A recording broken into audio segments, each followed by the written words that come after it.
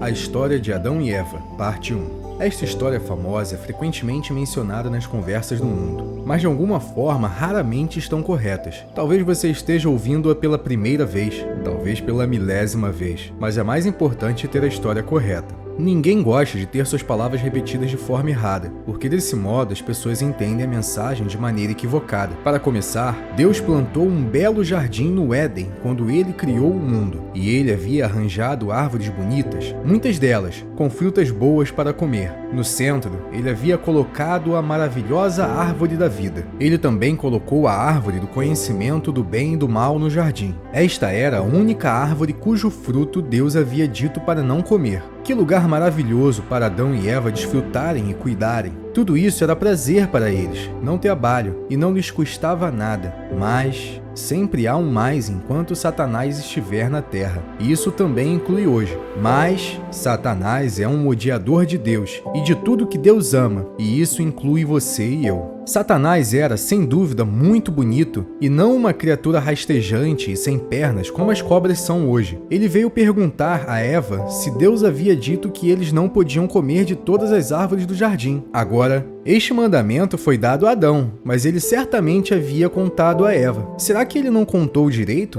Ou ela não ouviu direito? Ou ela esqueceu algumas palavras? A resposta dela não estava correta. Vamos ler na Bíblia e verificar o que Deus disse a Adão. É sempre muito importante descobrir exatamente o que Deus diz. Podemos agradecer que temos a palavra de Deus por escrito. Gênesis capítulo 2, versículo 17 diz: "Mas da árvore do conhecimento do bem e do mal, dela não comerás, porque no dia em que dela comeres, certamente morrerás." Eva respondeu a Satanás que eles poderiam comer qualquer fruta, mas não da árvore no meio do jardim. Ah, Eva, você não ouviu? A árvore proibida do conhecimento do bem e do mal não está no meio do jardim. A árvore no meio é a árvore da vida. Será que ela queria tanto aquela fruta proibida que ela se tornou o centro do jardim para ela? E a você perguntamos: há algo que Deus recusa, mas que você secretamente deseja tanto, que se tornou o centro de sua vida? E por causa disso você está perdendo o maravilhoso presente de Deus da vida eterna através de Jesus Cristo, nosso Senhor?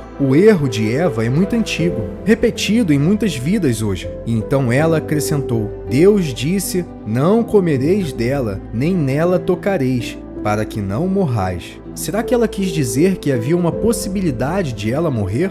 Deus disse, certamente morrerás. Não havia sombra de dúvida. Além disso, Deus não disse nada sobre tocar no fruto. Eu me pergunto se ela pensou que Deus estava sendo duro demais com ela. É muito melhor lembrar exatamente o que Deus disse e não acrescentar nada. Eva ficou ali olhando para aquela maravilhosa fruta, boa para comer, agradável aos olhos e uma tentação para torná-la sábia. Ela pegou a fruta e comeu, e deu também ao seu marido, e ele comeu. E Adão e Eva, que comeram daquela fruta proibida, estão mortos. O que eles fizeram não é difícil de entender. Foi simplesmente uma resposta: sim, quando Deus disse não. Isso aconteceu 6.000 anos atrás, mas a mesma história se repete todos os dias e em todos os lugares. Deus diz não e o homem diz, mas eu vou mesmo assim. O resultado é morte. Nós pecamos e parece ser sem esperança. Sem esperança, Deus não está derrotado. Ele não mudou sua santidade ou seu amor. Ele sabia de tudo sobre o nosso pecado e ele tinha um plano. Nisto se manifestou o amor de Deus para conosco, que Deus enviou o seu Filho unigênito ao mundo, para que por ele vivamos. 1 João, capítulo 4, versículo 9. Nós contaremos mais a você na próxima história.